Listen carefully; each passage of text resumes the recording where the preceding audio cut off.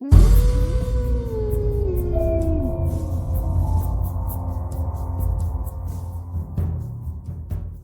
कहानी के लेखक है संजय कामले। अपना सामान भरी बैग को संभालते हुए रागिनी गर्ल्स गेस्ट हाउस के वार्ड में चलती हुई हर एक कमरे पर लिखे नंबर देखते हुए आगे बढ़ रही थी। चलते चलते उसकी नजर एक कमरे के दरवाजे पर लिखे नंबर पर गई, 08। दरवाजे पर लगी कुंडी सरकाकर वो कमरे के भीतर दाखिल हुई। कमरे की हालत देखकर लग रहा था कि काफी दिनों से उसकी सफाई नहीं की गई। कोने में एक पुरानी लकड़ी की अलमारी रखी थी जिसमें कुछ किताबें रखी थी। उसके बगल में एक सिंगल बेड और पास ही में एक टेबल था जिस पर एक टेबल लैंप रखा था। अपना सामान एक जगह पर रखकर वो कमरों की देखभाल करने वाली कर्मचारी को तलाशने लगी।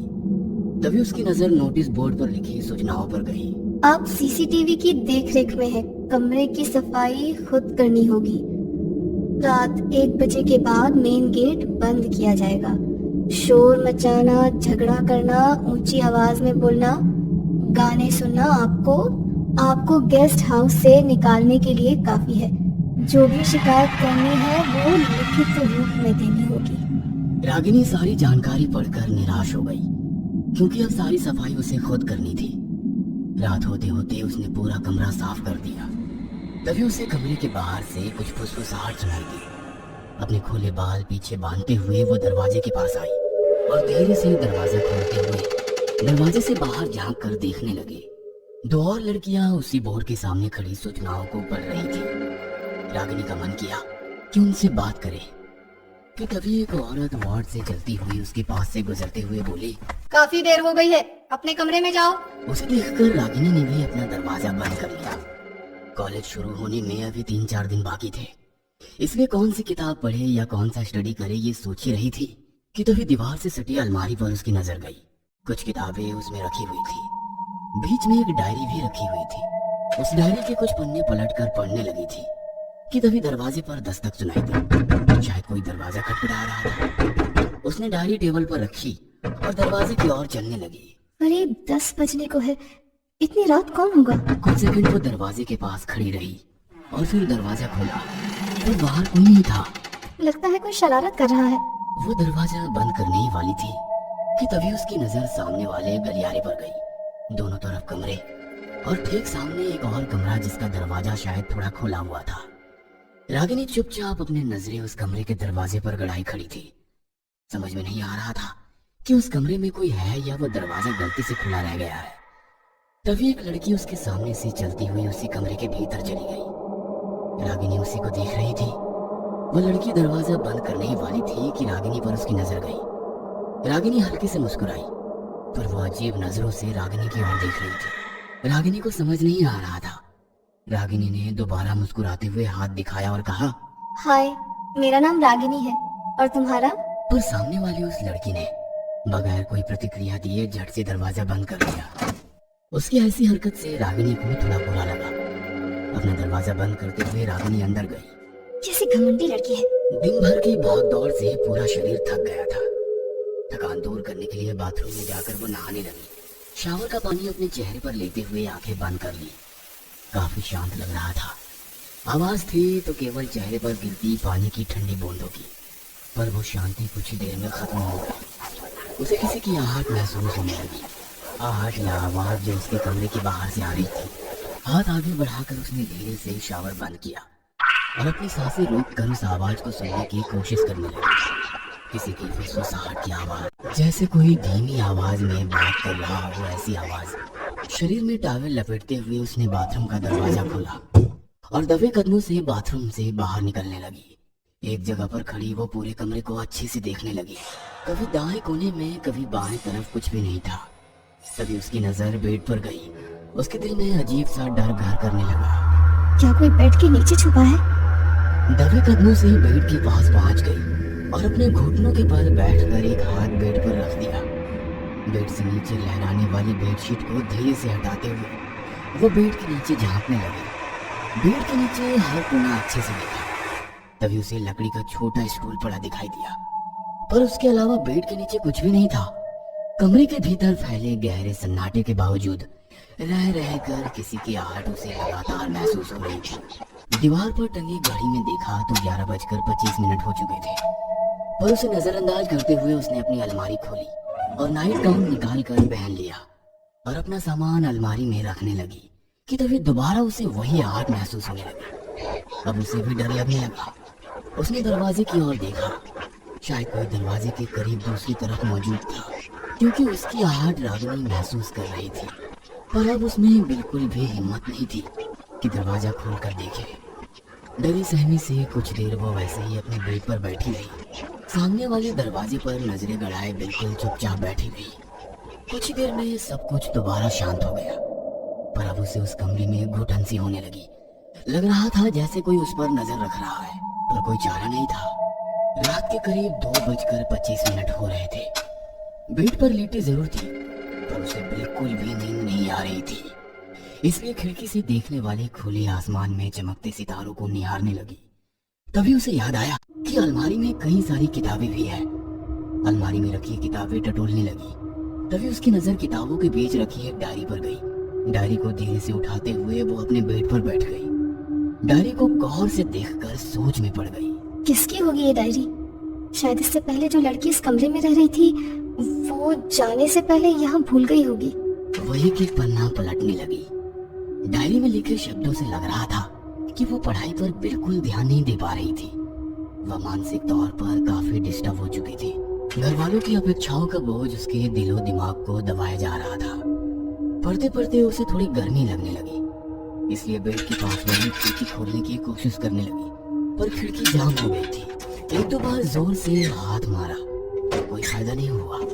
तभी उसकी नजर छत पर लगे सीलिंग फैन पर गई। हाथ बढ़ाकर उसने सीलिंग फैन का बटन शुरू किया, पर काफी दिनों से बंद होने की वजह से घूमते वक्त थोड़ा आवाज करने लगा। लग रहा था कि किसी भारी चीज के लटके होने से फैन भी धीरे धीरे घूम रहा है।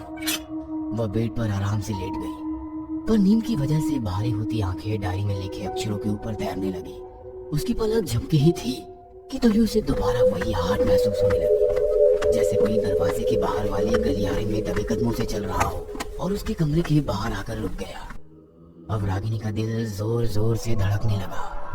आंखों पर गहराती नींद एकदम से गायब हो गई। सीलिंग फैन की आवाज में भी वो अजीब सी आहट उसे लगातार महसूस हो रही थी। बिना ज्यादा हिले उसने हाथ आगे करके फैन का बटन बंद कर दिया, ताकि पता चल सके कि दरवाजे के उस पार सच में किसी की मौजूदगी है या ये बस उसका वहम है। पर कुछ ही देर में वो आहट भी बंद हो गई। बेड पर लेटे हुए उसने फैसला किया कि सुबह होते ही सारी बातें गेस्ट हाउस की मालकिन को बताएगी, पर कुछ सोचते हुए वह अपने आप से बुदबुदाने लगी। गेस्ट हाउस के नियम अनुसार मुझे अपनी शिकायतों को लिखित रूप में देना होगा। लिखित रूप में मतलब शिकायत के नीचे मेरे हस्ताक्षर भी करने होंगे। अगर मैं यहाँ भूत प्रेत की मौजूदगी की शिकायत लिखित रूप में करती हूँ और गलती से वो लेटर किसी और लड़की के हाथ लग गया, तो पूरे गेस्ट हाउस में, साथ ही कॉलेज में भी मेरा मजाक उड़ाया जाएगा। सोच सोच कर दिमाग दर्द करने लगा।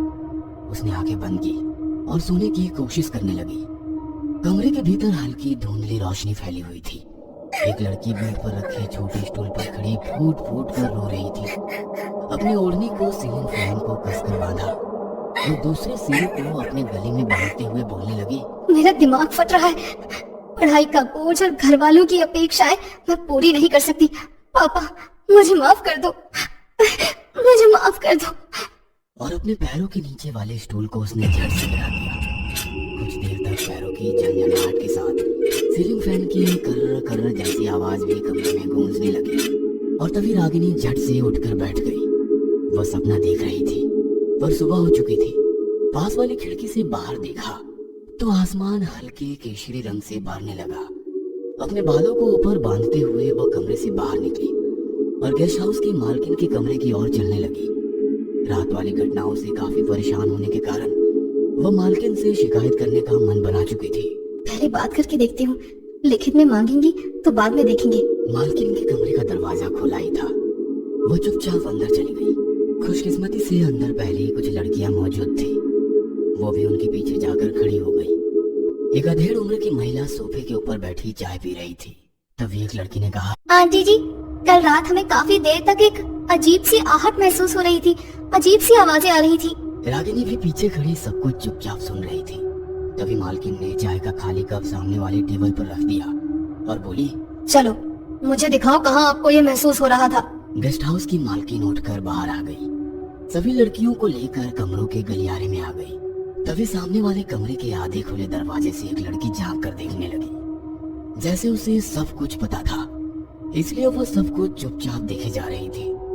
गेस्ट हाउस की मालकिन ने उसकी तरफ देखकर अनदेखा किया। वार्ड में चलते चलते वो एकदम से रुक गई। सभी लड़कियों की ओर देखते हुए कहा, जो आपने महसूस किया वो सच है। पढ़ाई की टेंशन से एक लड़की ने सीलिंग फैन से लटक कर आत्महत्या कर ली थी। तब से यहाँ ये सब महसूस हो रहा है, पर उसने आज तक किसी को नुकसान नहीं पहुँचाया। कॉलेज शुरू होते ही यहाँ आने वाली नई लड़कियों को ये अजीब लगता है, पर हमारे लिए ये सब आम है। बस उसे पसंद नहीं कि कोई उसके कमरे के बाहर टहलता रहे। जिस कमरे में उसने खुदकुशी की थी, उस कमरे को बड़ा सा ताला लगाकर बंद कर दिया गया है, इसीलिए घबराने की कोई जरूरत नहीं। इतना कहकर वो वहाँ से जाने लगी। तभी एक लड़की ने पूछा, उस लड़की का नाम क्या था? चलते चलते वो एकदम से रुक गई। पीछे मुड़कर देखते हुए उसने मुस्कुराते हुए कहा, नाम था नहीं, नाम है। मतलब आज भी वो हमारे साथ रहती है। मैडम चली गई और सामने वाले कमरे से झांकने वाली लड़की ने बाहर आकर उन लड़कियों से पूछा, मुझे पता है तुम लोग मैडम से क्या शिकायत करने गई थी, पर ये मेरे लिए आम हो गया है। 2 साल से मैं यहाँ हूँ। इस कमरे से कभी बाथरूम के शावर की आवाज आती है, कभी खिड़की का दरवाजा खटखटाने की आवाज आती है, और कभी सीलिंग फैन शुरू होने की आवाज आती है। वो आज भी इस कमरे में रहती है, पर कभी किसी को नुकसान नहीं पहुँचाती। बस उसे सिर्फ एक चीज पसंद नहीं। वो क्या? एक लड़की ने पूछा। उसने धीरे से उस लड़की के कान में बताया और चली गई। बाकी लड़कियां भी उसे पूछते हुए उसके कमरे में चली गई। उन सब की तरफ देखते हुए रागिनी ने कहा, बस कोई मेरे कमरे के दरवाजे के बाहर खड़ा होकर ताका झांकी करे, ये पसंद नहीं। इतना कहकर रागिनी उस ताला लगाकर बंद किए गए 8 नंबर कमरे वाले दरवाजे से आर पार चली गई।